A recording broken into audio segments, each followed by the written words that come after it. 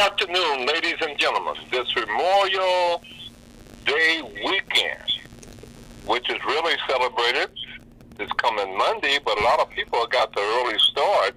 But what we want to do, we got some border wars, we got hate crimes, we had what happened in Buffalo, what happened in Texas, while the NRA was having their national meetings with the Honorable Donald Trump,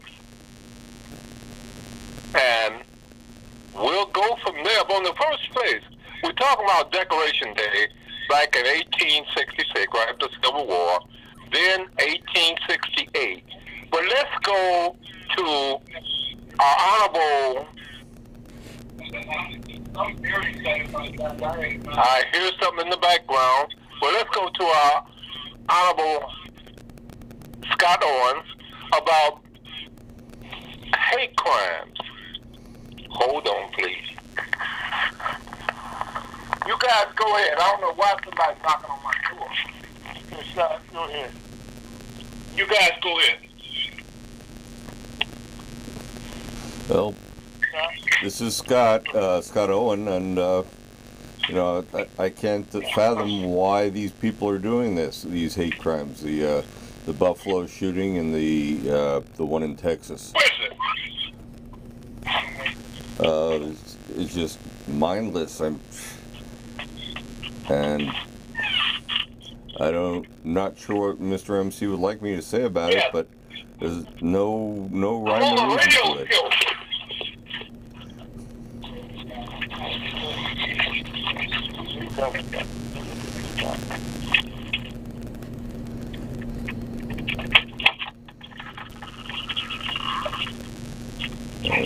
Just go ahead. And it's. What are we talking about now? We're still talking about hate crimes and what I think about them. They're mindless. People who do things like that are evil, and there's no reason for hate crimes. If anything, we should be loving each other. Okay. Well, let me ask you. Yes. Do you think that there was a hate crime in Buffalo? And there was a hate crime in Texas this past week? The one in Buffalo, definitely. The one in Texas, I'm not really sure what he had to hate, but unless you hate elementary school kids, and but it was ill. It was not taken care of well by any stretch of the imagination. And anytime we appreciate your comments too, Mr. Ara. Let me ask you this. Now, will any of they claim, or we know for a fact now, that the policeman dropped the ball? Were any of those policemen that were supposed to be guarding the school, were they Latino or were they Europeans? They've dropped the ball 100 times there. At least according to everything I'm reading. Okay. While he's reading, Mr. Fowlkes, what do you think? What's your guesstimation on that? Well, in Buffalo, you already know that was a hate crime. That's all the killer, that did this crime. I mean, that was his intention, was a hate crime. In Texas, we still yet to get an understanding why he killed, those kids. matter of fact, we're not even sure they ever gave his nationality, who he was, but he was under a bunch of Mexican kids for the most part. Because this little small town is very close to the border, you know. But one thing I would say, there was some very articulate, very smart young kids, and it was very much, you know, in tune, you know, to being good students and stuff. So we don't know why he did what he did, but all we know that he did kill his grandmother. He tried to kill his grandmother, you know, who did survive the shooting. Well, let me ask you this. They said he was a school dropout. Yes. Did they say what his nationality was? No, I just said that there's no one that said what his nationality was, so we don't know exactly why he did what he did. All we know that he definitely knows 18 years old, but as to his nationality, no one has said that yet at this point. What have you heard, Scott? I haven't heard anything about nationality either, sir. All I know is a very tragic way to end 19 kids' life. Well, let me ask you this. How does a European define a hate crime? Well, I don't consider myself a European. I'm just an American like you.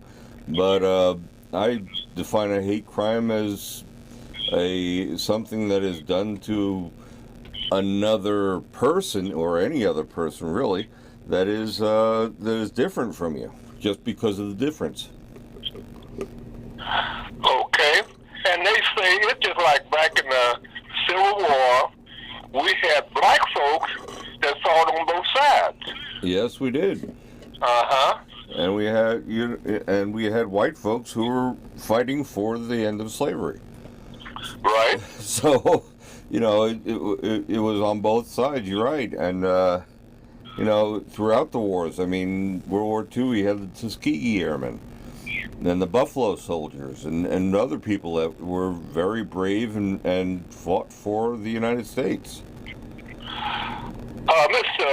Aura, you had lived close to a plantation. What type of thoughts, or your thought process, relating back those days you heard about the plantation? Well, MC, as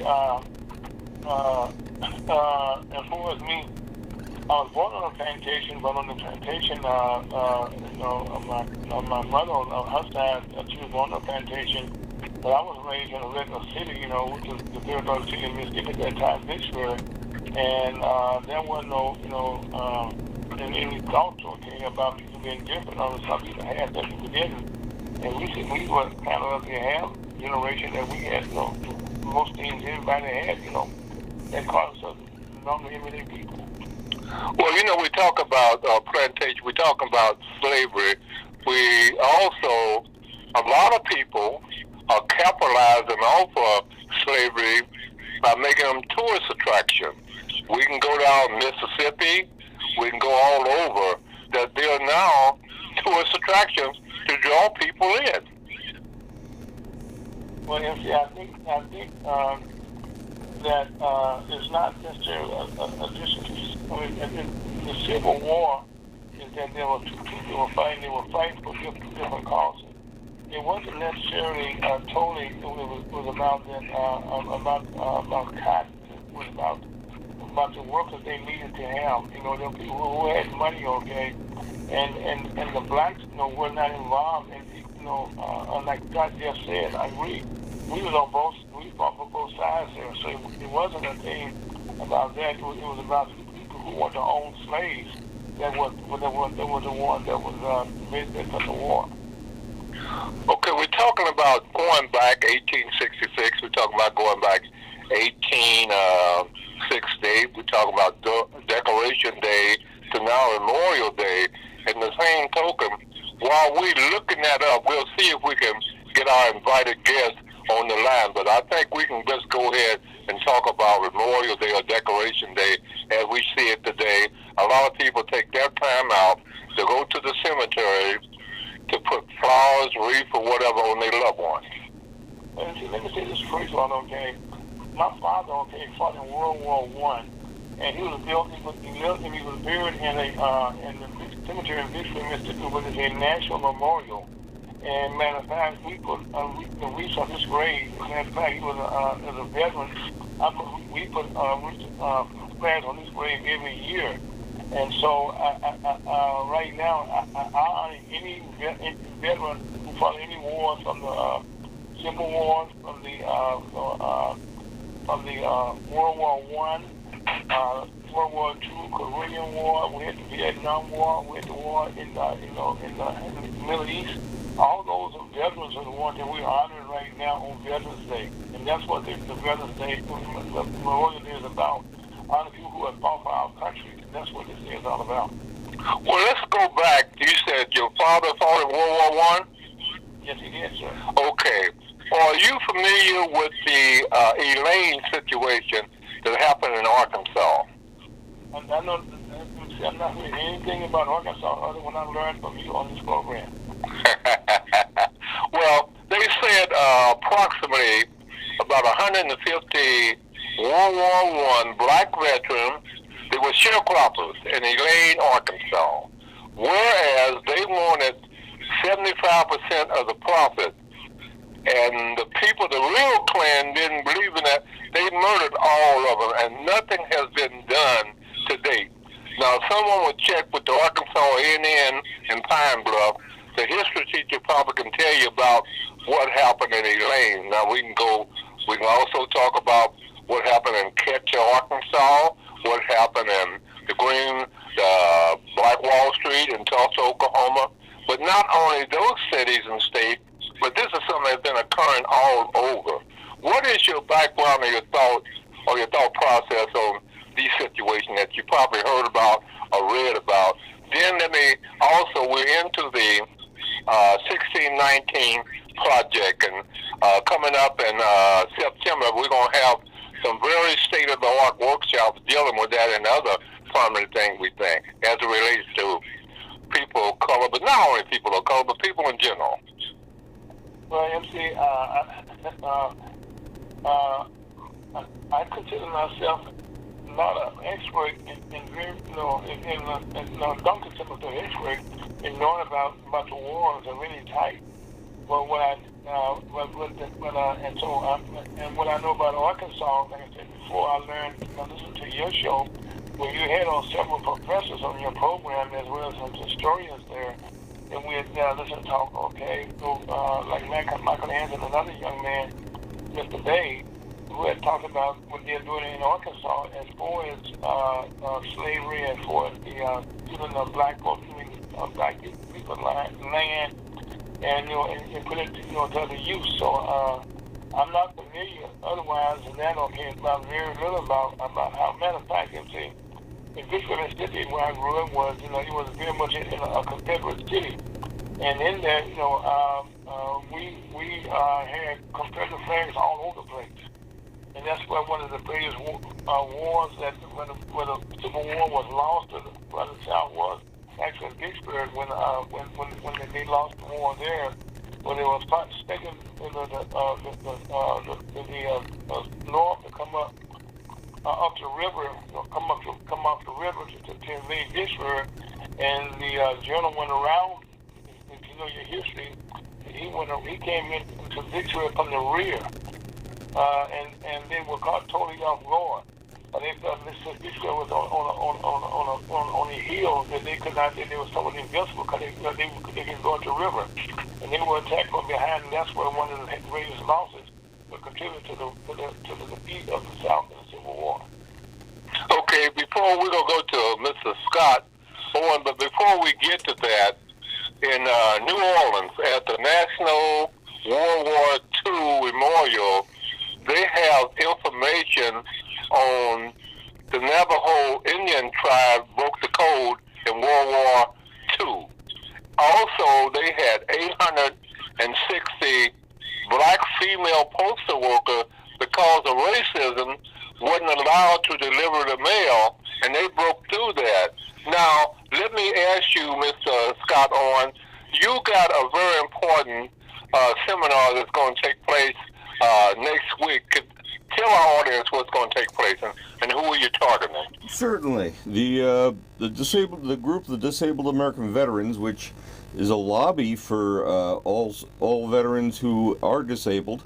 They've been around for over 100 years, and I'm going to be at the state convention, the Missouri State Convention next week. So we're going to be broadcasting a repeat show of Mr. MC's, the Guess Who's Coming to Kansas City. And what we're going to be doing at the meeting is talk about the transportation that disabled American veterans can have, and all the different services that how to file a claim, how to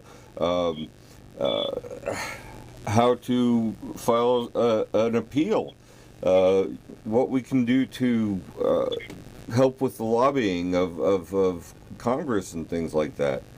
So that's it's a very important work that we're going to be doing next week in Jefferson City. Oh, I'm glad. I was going to ask you where would it take place. Or it'll take place in the capital of Missouri, Yes. Jefferson City.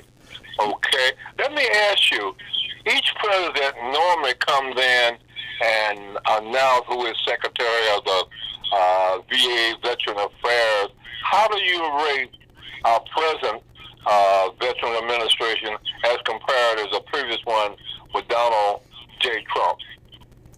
Are you talking about the Disabled American Veterans or the Veterans Administration? The Veterans Administration. Normally the president, same way he named the chairman of the FCC, Federal Communication Commission, Right. They also named the different secretaries to head up what they think consider the important departments in the different states of the nation or what have you. Just want to get your idea of what you think. Are you really benefiting as a veteran to get all the cooperation you try to seek from the Veterans Administration? I think I'm benefiting. I think the Veterans Administration could be improved a lot, but I don't think that it's I think that they are changing in a good way. I like the privatization that we're getting. We're looking at people who weren't able to get services before that can now.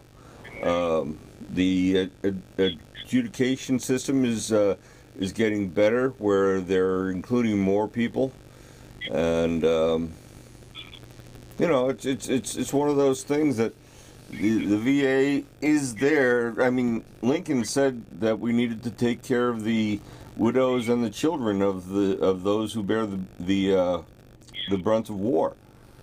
And well, let me ask you this. Yes. You'll be in Jeff City next week, and we'll be rebroadcasting this show next week. So, is there a registration fee? How do people get involved who would like to be a participant in it? Do they necessarily have to be a veteran or veteran spouse or family?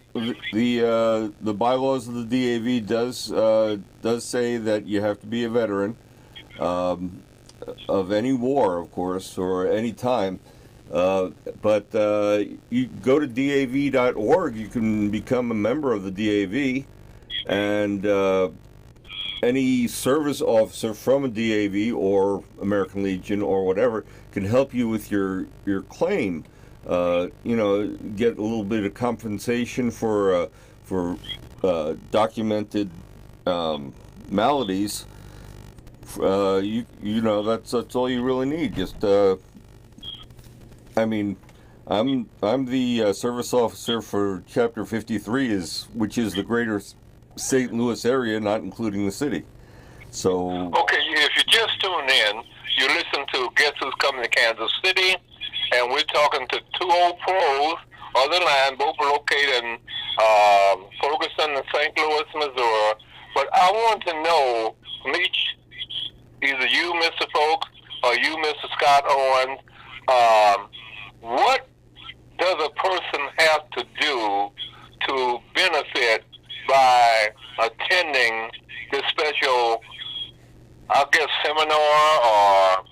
call next Saturday show? Will you be in Jeff City? Well, it's the DAV State Convention, and it's where your service officers are going to learn how to be a service officer. In other words, what paperwork to fill out, privacy issues, etc., so forth. But I believe you can attend the meetings, but you have to be in the state executive committee to actually vote or anything like that.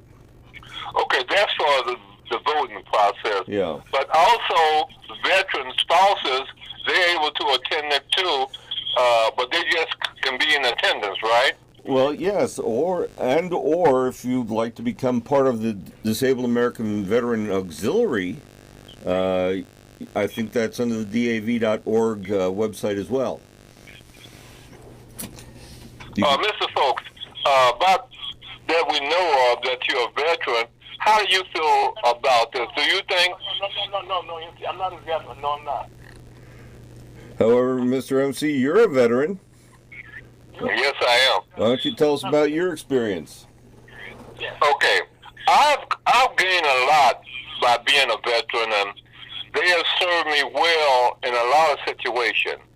Some of them they need some improvement, but I cannot really knock the VA. Good. But what were you getting ready to say, Mr. R, folks? Oh, so I'm not a veteran. That's what I said. No, I'm not a veteran. No, I'm not a veteran. I understand that. Would you try to see if you can reach our featured guest, and while Scott and I carry on the conversation until you come back? He's on the line. He should be. He called in. Oh, okay. Yes, sir. Who's on the line with us? Lamar, you still here? Lamar Victors. Why have you been hiding, sir? We've been trying to reach you. Did you get in touch with Rob on a conference call? I did not. I was actually at a funeral today, and I just came out of it, and when I realized what time it was. Do you think you can reach him while we continue talking, sir? Yeah, let me try it right now. Okay. Now,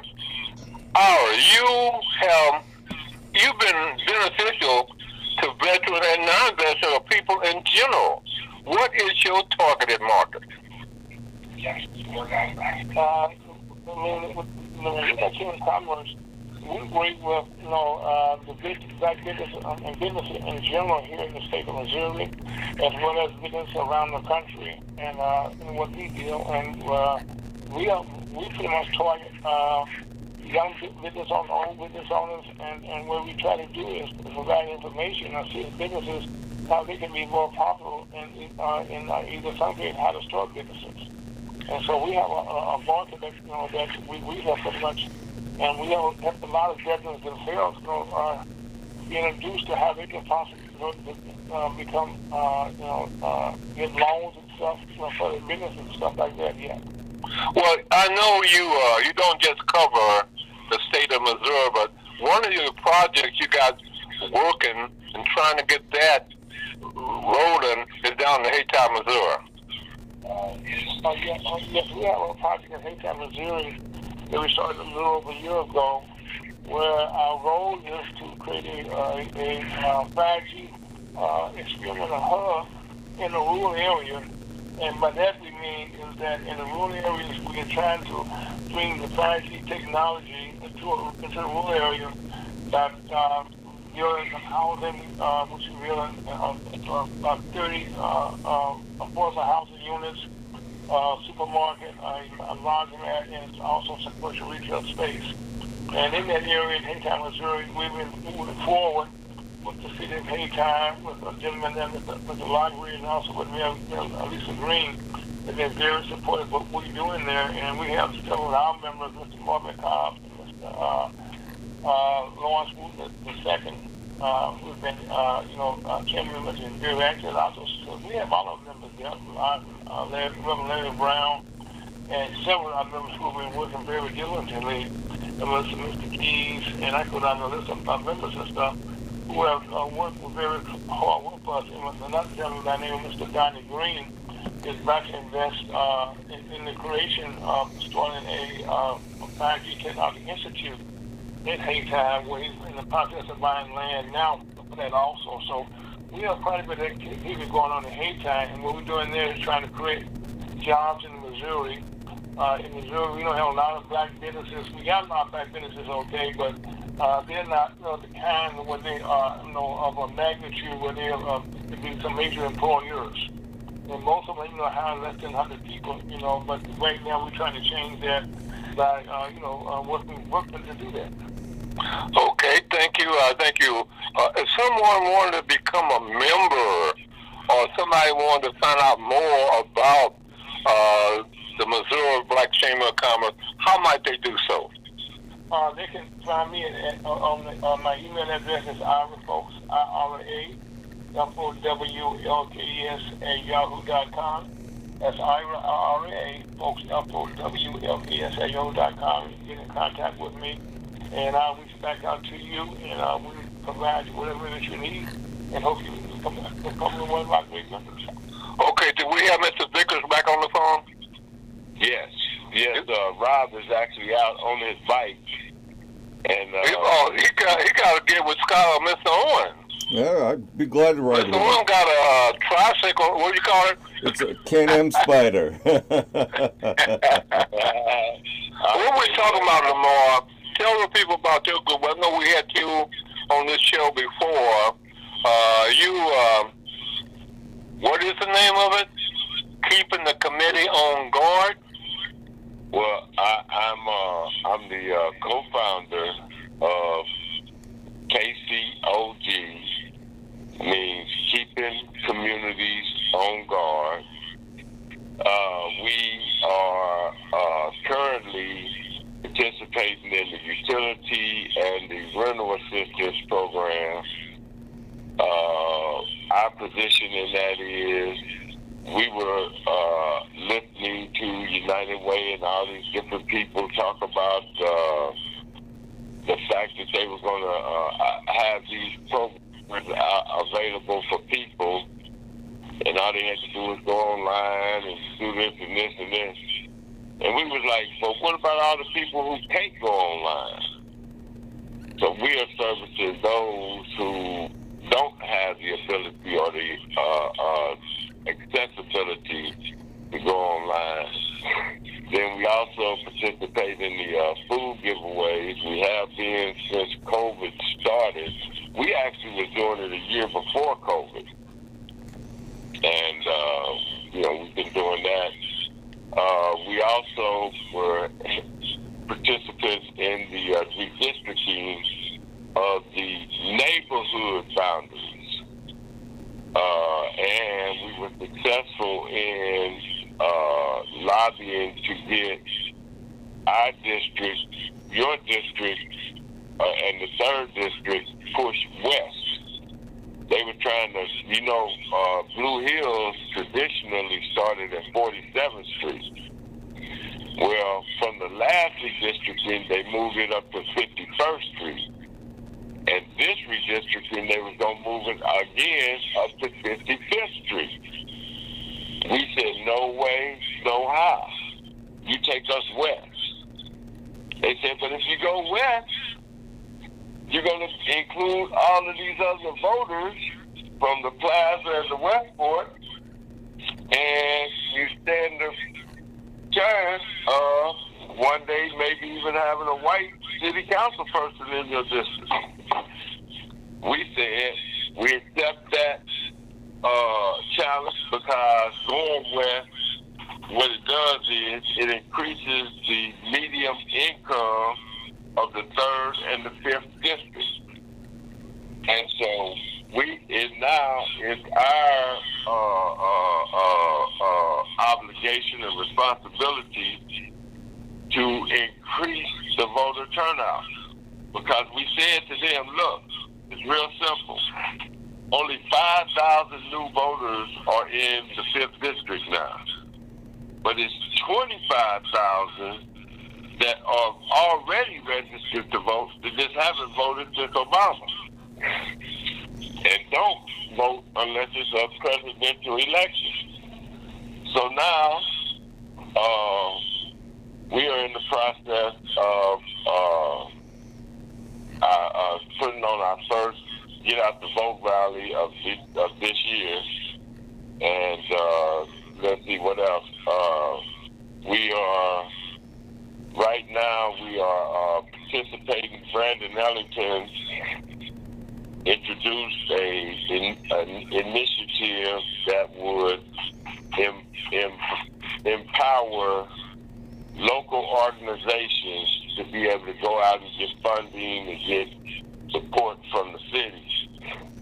And I guess this, Mr. Vickers, that you and Mr. Scott Owen have something in common. Both of y'all in transportation, and you are like what's the song the guy, the country western guy used to sing, "On the Road Again." You're a taxi driver, right? Yes, sir. Okay. I'm a taxi driver from 1979 to 2004, and got married. Told my wife, said, "Come on out and drive with me." She seen how many women I picked up and said, "Oh, no, you can't do this." Okay, let's switch it over to Mr. Scott Owen. I know you're happily married. Do you get those same type of threats too? I've been married for 38 years, sir, and never changed the never changed the oil on that. So. Okay, Mr. Fowlkes, I know you do a lot of driving from this place to this place. You have something you want to add to it? And by the way, if you just tune in, you're listening to a special broadcast on Memorial Day weekend, and we're covering a lot of areas. So be sure, how can a person listen to the show? Would you tell us, Mr. Fowlkes, or would you tell us, Mrs. Scott Owen? Go ahead, Mr. Fowlkes. That's okay. My name is Al. I'm the founder of the Missouri Chamber of Commerce.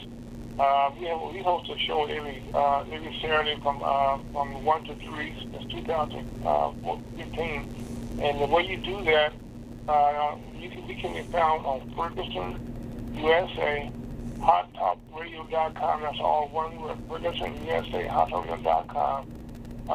And once you do that, you can engage our station. And if you engage at 5 o'clock, you can get guests who come in Kansas City.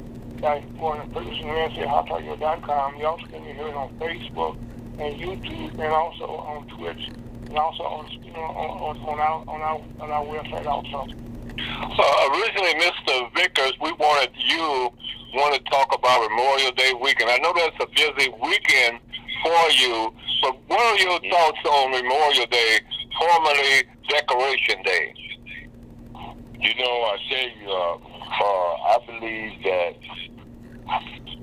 going forward, all of these holidays and all of these have to have a significance as it pertains to us. And that we need to start getting a more Afrocentric ideology and approach to the way we do a lot of things. And if I could say this, I used to be the president of KCLG. Now William is the president. I moved to the CEO position, and now I am right now forming what is called United Organizations Coalition. United Organizations Coalition. And I'm very interested in, like, maybe next week or week after, coming on talking about that, because all three organizations on this call, we want to be a part of this coalition. Well, let me ask you this. What is the mission and the purpose of the different organizations that you're a part of? The purpose is we want to create a resource center, if you would, a resource outreach for our streets, so that when we got a group we forming called God's Gang, And God's game is prepared once these resources have been exposed to the community, ready to say to these youngsters, look, time to put these guns down, come do something positive with us, and guess what? We're not acting. We telling you, this is what you're going to do. And if you don't, guess what? It's not going to be the police that finds you. It's going to be us. And it ain't going to be no more 7 years. It's going to be 50. Ain't going to be no more going to the first offender tank. You going on the sixth floor with the Rams. And we're going to redefine that word snitch. And so I'm really excited that the three organizations on here have a very significant part in this, in the resources that we'll be able to offer to our people. Okay, Mr. Fowlkes, what about when they reduce the age limit that anyone as a parent now can go out and purchase a gun? And we seem to be black killing blacks.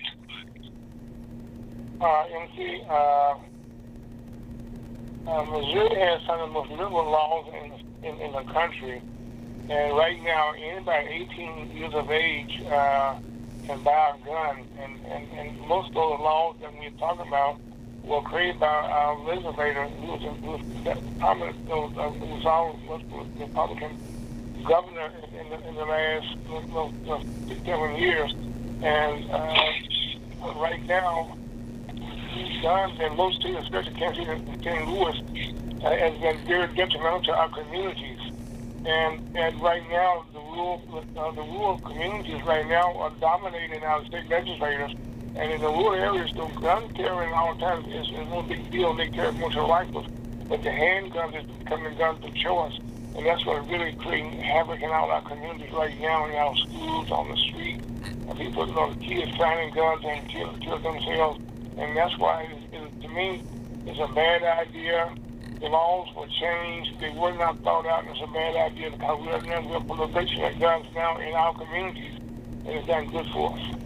Mr. Scott Owen, will any of this be discussed in your meeting this coming weekend? We do not discuss politics in itself. We basically discuss what we need to do to help other people, to help veterans. That's what our mission is, and that's what we do. Well, since you're talking about the state of Missouri, approximately what's the number of members of veterans you have in your organization? Oh, glory. If you can tell that. I really can't feel that. I'm the commander of my own chapter, and that has probably close to 200 people active and inactive in the chapter. But the all over the state, I really don't know the good number for you. Since you said you're the commander of your own chapter, what is the name of your chapter? It's Chapter 53. That's the designation of it. And it's the funny thing is that every state has chapters starting at 1. So if I say Chapter 53, I'd be remiss if I didn't say Missouri Chapter 53. So that's the name. Well, let's switch to Mr. Fowlkes and Mr. Vickers. What are your suggestions about tightening up on the gun laws of how anybody can purchase? We've been the last couple of weeks. You had the Buffalo massacre. You had the massacre down in Texas, while the National Association, Rifle Association, they were meeting down there. What kind of discussion? Do you have any feedback on either one of those? Well, I tell you, I'm really excited about our previous discussions. We have went back to, we want to find out and see how we can affect the bullets. You know, the gun.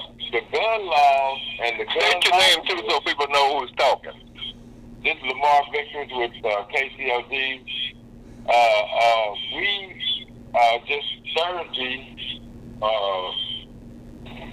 was talking about the fact that, see, the gun laws and the gun lobbyists, they are pretty much set with the guns. So now what we're looking at is how can we affect the sale of the bullets? Because without a bullet, a gun is nothing. So we are right now trying to research and find out how the distribution of bullets go from the manufacturer to the regional distributor to the stores. We were told that it's done by lots, and we just want to see if there's a way to be able to barcode the bullets as they're sold. No matter what we're doing, we have laws against people shooting other people, and basically, criminals are not going to follow laws, so they will shoot. You know, these people who are not paying attention to what a law is. They don't care. Well, honestly, what it is that we have a society that is enabling them to do it by the fact that, number one, when they do it, nobody tells on them. See, and so when they do this, they do it knowing that pretty much they're gonna get away with it. The homicide detectives here do such a raggedy job of investigating until they know pretty much they're gonna get away. And they also know this: if they get caught, they get it cut down from murder to manslaughter. They do 7 on 10, and they back out again. So I say to our prosecutor here, you're a part of the problem. Okay. And so we need to lobby, and that's what we're up against. We're going to lobby that if you commit a black-on-black murder, no longer is it a 10-year sentence. It's minimum 50. It's 10 years if you're in the car. See, now if you're in the car, you do 1-2 years and you gone. No, if you're in the car, that's 10 years minimum. And I guarantee you, when it get ready to go down, you get more people saying, let me out of this car. Okay, let's go back to 1790.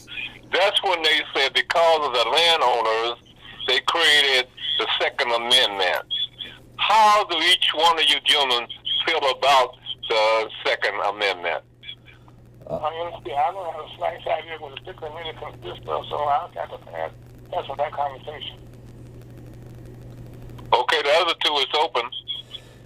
Well, the Second Amendment, that's the right to bear arms, right? yes, that is the right to bear And it arms. was done for people to protect their land way back in 1790. No, sir, it was done to allow for a militia to be maintained. Now, what year do you have? Well, stand by. I'll look it up, but it's pretty close to. While he's looking up, go ahead, Mr. Vickers. State what you think about this. You know, I believe that just like the Constitution, when it was written, it was not written with our well-being in mind. And just like when the gun laws was enacted, it wasn't done so that we could be armed. Matter of fact, we were talking the other day, and it was said that if you want to get the gun law changed, tell all the black people to go get registered. And why not? Tell all the black people to go buy guns and let Congress see how many black people are not going out to start buying guns. And when he said that, it really made sense. See, it's just like one of my favorite things is the way governments work, the way City Hall works, the way the construction business works. All of this stuff has been going on for so long until they think it's normal. And so it's up to us now to write a new narrative to it all. Okay, now, Mr. Horner, have you had sufficient amount of time to look up the dispute that 1790 I quoted earlier? Okay, according to constitutioncenter.org, it was passed by Congress September 25th, 1789, ratified December 15th, 1791. It says a well-regulated militia, being necessary for the security of a free state, the right of people to keep and bear arms shall not be infringed. And yes, everybody should register and get and have at least the knowledge and the education of using an arm properly. Because if you understand that, you understand that you don't shoot at somebody who you don't want to kill. Okay, what about the people wanting to bear arms to protect their land or their property? Well, it doesn't say that in the amendment, but in order to preserve a free state, the democracy, that's why we need to have the right to bear arms. And that was established when now? It was passed by Congress in September 25th, 1789. Okay. Any other comments on that from Mr. Vickers or Mr. R. Fowlkes? I would say this. I was just down in the Ozarks 2 weeks ago. And being in that ride is from Kansas City to the Ozarks, what it showed is that is the plantations and all of that, and where we was where Missouri was the last to give up the slaves. I left that weekend saying, and the last of the areas to give up their slaves, I believe, was down in that area. And I would further that by saying we ran across the street that was KK. The street was KK, with the K's looking just like the original KKK. And I asked the lady, I said, did that street used to be KKK? And she was a white lady, and we was all together, and everybody I was with, they kind of got embarrassed, because they was like, Lamar, don't, But the lady was about to answer me. There's nothing wrong with that. I mean, well, probably a lot of people don't want to answer because they don't want people to know they might know more than they actually know.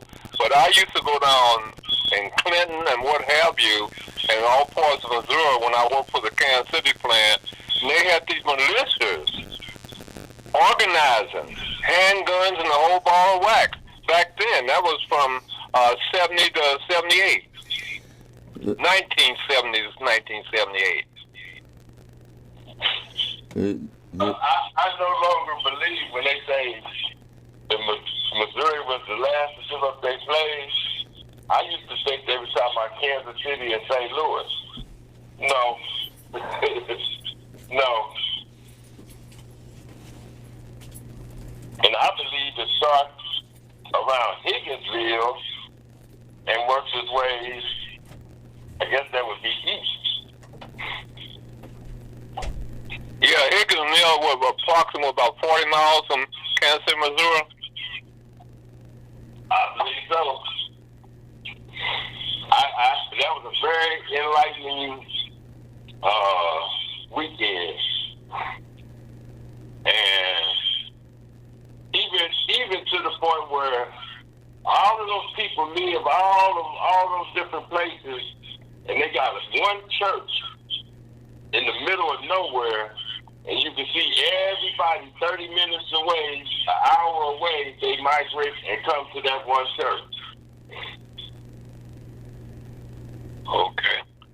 Do you believe that church religious people are doing anything to eliminate racism, or is that part of it? The conscious-minded churches, they do their best, but this is such a profound responsibility until it's going to, and that's what I'm excited about when you say about us and our mission. Our mission is to prove the power of the people if they can come together. And we believe that if we can finally bring people together, that we can create a synergy that cannot be stopped.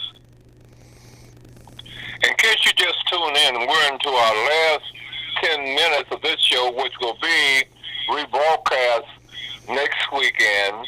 And what we missed today, you'll be sure to tune in next week, and you'll get the things that maybe we're not covering today. We'll try to cover now. So in this last 10 minutes, each and every one of you state some things that our people should be very cognizant of.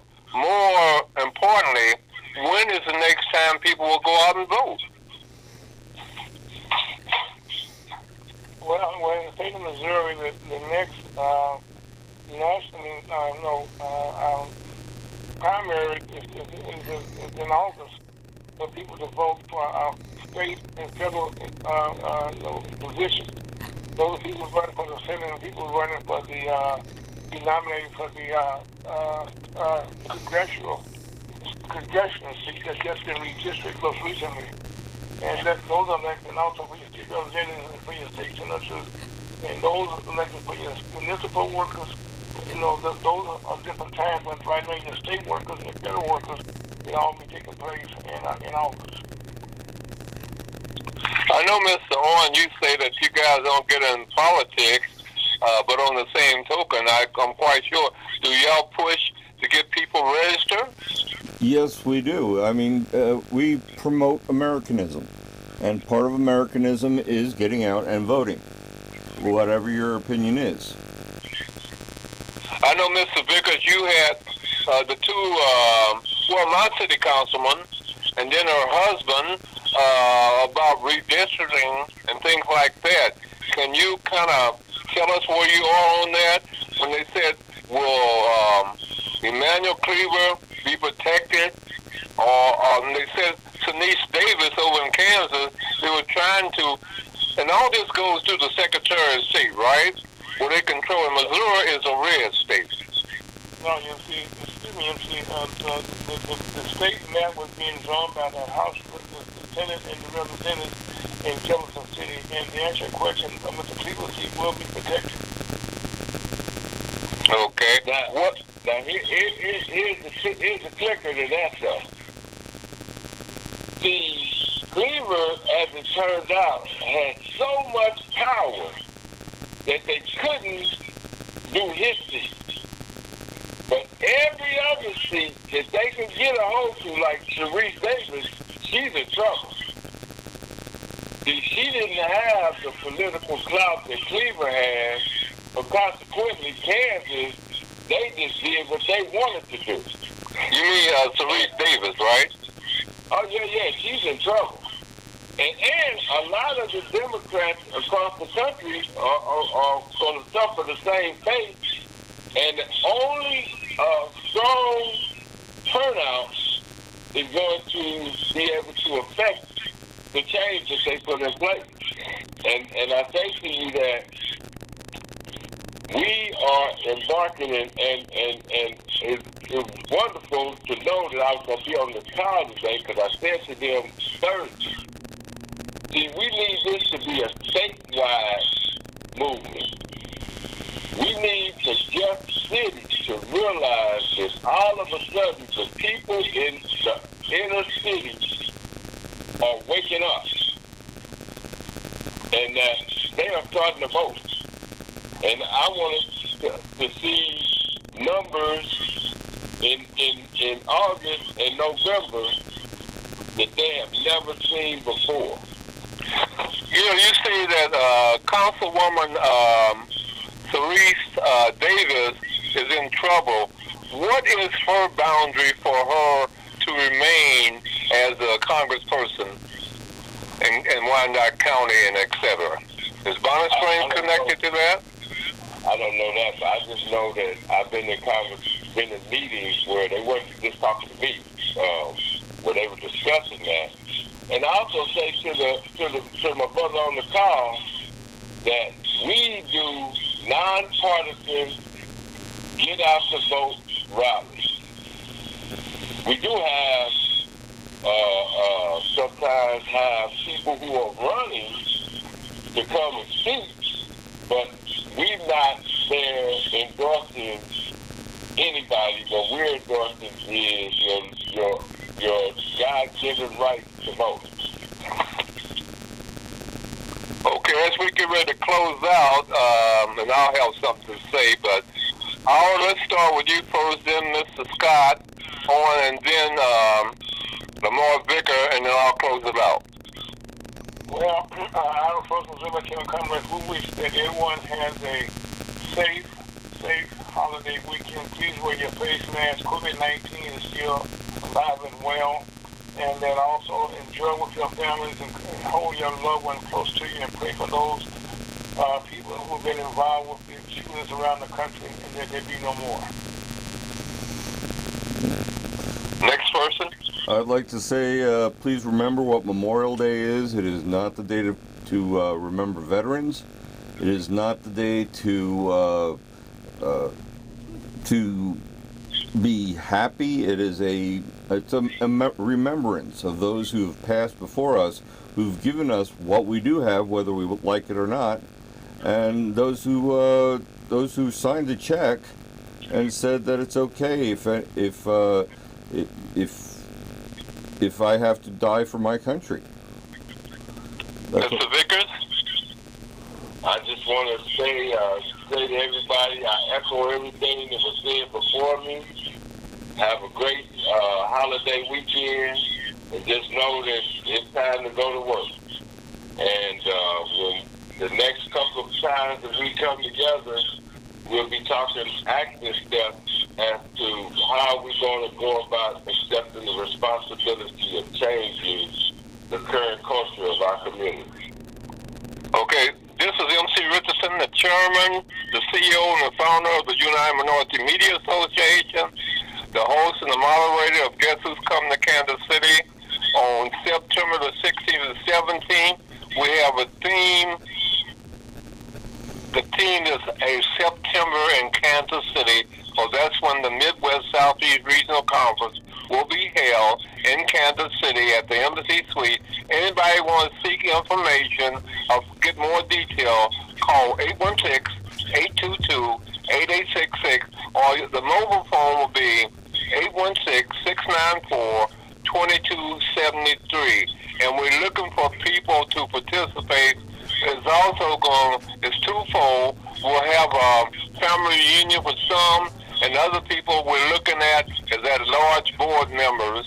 And we want everybody to tune in and enjoy the Memorial holiday.